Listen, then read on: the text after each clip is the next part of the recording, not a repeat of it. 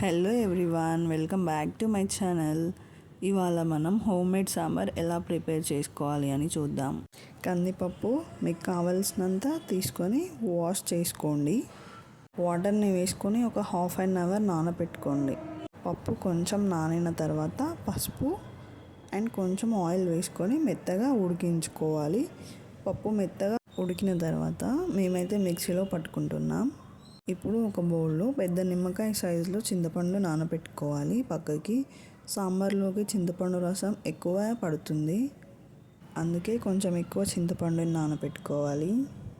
ఇప్పుడు stove on చేసి మీ దగ్గర ఉన్న కూరగాయలు అంటే మునక్కాయ, సోరకాయ, టమాటా, బెండకాయ, ఉల్లిపాయ, పచ్చిమిర్చి, వంకాయ వేసుకొని ఇందులో రుచికి సరిపడా ఉప్పు, కారం, పసుపు వేసుకోండి.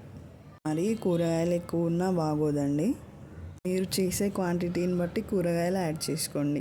మీకు నచ్చిన కూరగాయలు అన్నీ వేసుకొని మధ్య మధ్యలో కలుపుకుంటూ ఉడికించుకోవాలి. కొంచెం మంచిగా ఉడికిన తర్వాత చింతపండు రసం యాడ్ చేసుకోవాలి. ఇప్పుడు ఒక 5 to 10 minutes చింతపండు రసంలో కూరగాయలు ఉడకనివ్వాలి. తర్వాత మనం మిక్సీలో పట్టుకున్న పప్పుని యాడ్ చేసుకోవాలి. కావాల్సినన్ని వాటర్ యాడ్ చేసుకొని ఒక 10 minutes హై ఫ్లేమ్లో పెట్టి పొంగు వచ్చే వరకు మసలనివ్వాలి.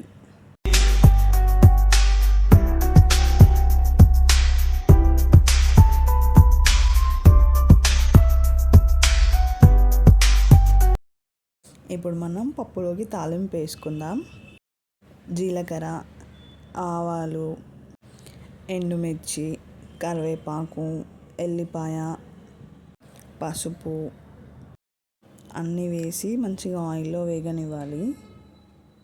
ఇప్పుడు ఈ తాలింపుని సాంబార్లో యాడ్ చేసుకోవాలి.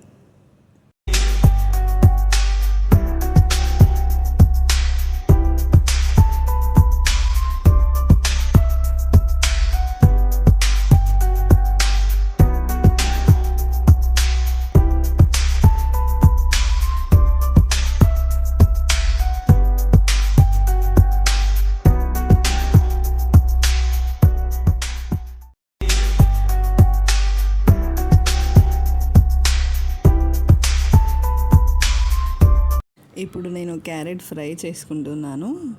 క్యారెట్ ఫ్రై కోసం జీలకర్ర, ఆవాలు, పప్పు, మిర్చి తీసుకున్నాను.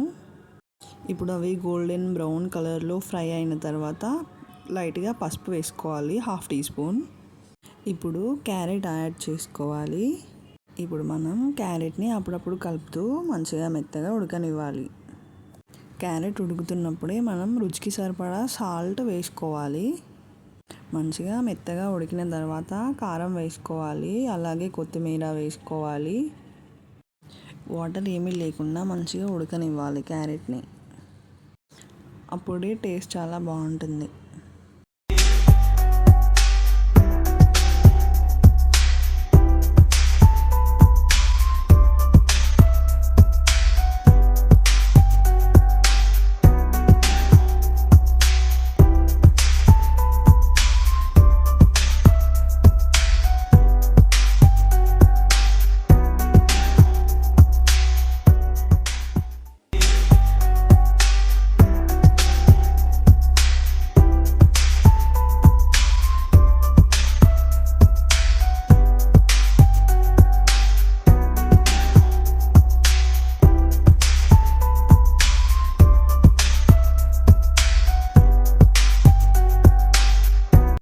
చూసారా క్యారెట్ ఫ్రై ఎలా అయిందో?